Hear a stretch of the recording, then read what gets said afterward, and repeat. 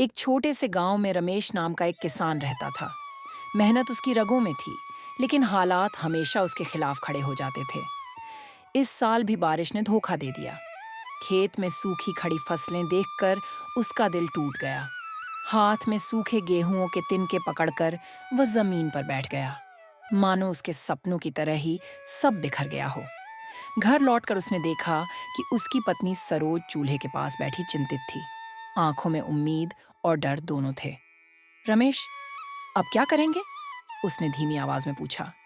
रमेश ने थके हुए स्वर में कहा, मैं कोशिश कर रहा हूं सरोज, पर घर का राशन, बच्चों की फीस और ऊपर से इतना कर्ज, सब एक साथ सिर पर चढ़ गया है।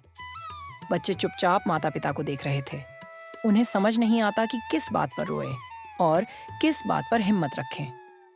अगली सुबह साहूकार गेट पर खड़ा था। उसका चेहरा गुस्से से लाल था। रमेश, पैसे दे या खेत मेरे नाम।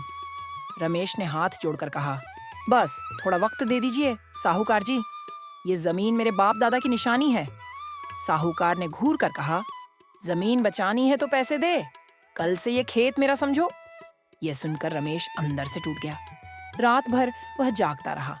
चारपाई पर बैठकर खेत, परिवार और कर्ज की एक एक तस्वीर उसके दिमाग में घूमती रही। आंख बंद करते ही सिर्फ अंधेरा नजर आता। उसने आसमान की ओर देखा और फुसफुसाया, हे भगवान, कुछ रास्ता दिखा दो। अगले दिन गांव में एक सूचना चिपकाई गई। गांव के लोग इकट्ठा होने लगे। प्रधान ने आवाज लगाई, सुनो, इस साल फसल बीमा की रकम आई है। रमेश, तुम्हारा नाम भी इसमें शामिल है। रमेश अवाक होकर बोला, सच में प्रधान जी, मुझे भी मदद मिलेगी? प्रधान मुस्कुराकर बोला, हाँ रमेश, सरकार ने तुम्हारे नुकसान का मुआवजा भेजा है।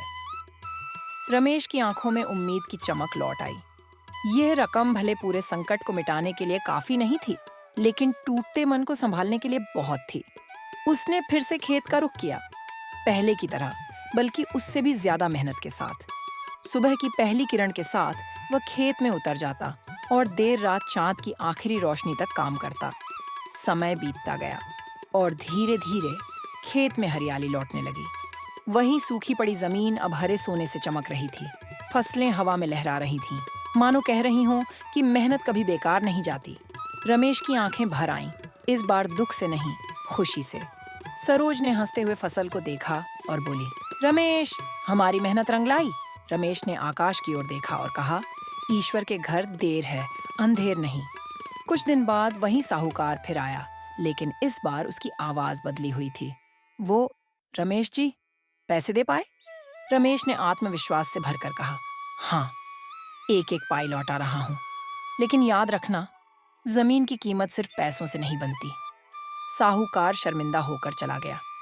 शाम को रमेश अपने बच्चों को खेत दिखाते हुए बोला, बेटा, जिंदगी में हालात कितने भी खराब हों, लेकिन उम्मीद और मेहनत कभी मत छोड़ना। किसान मजबूर नहीं होता, मजबूत होता है। और इसी तरह रमेश ने साबित किया कि मिट्टी से जुड़ा इंसान गिर तो सकता है, लेकिन टूटता नहीं।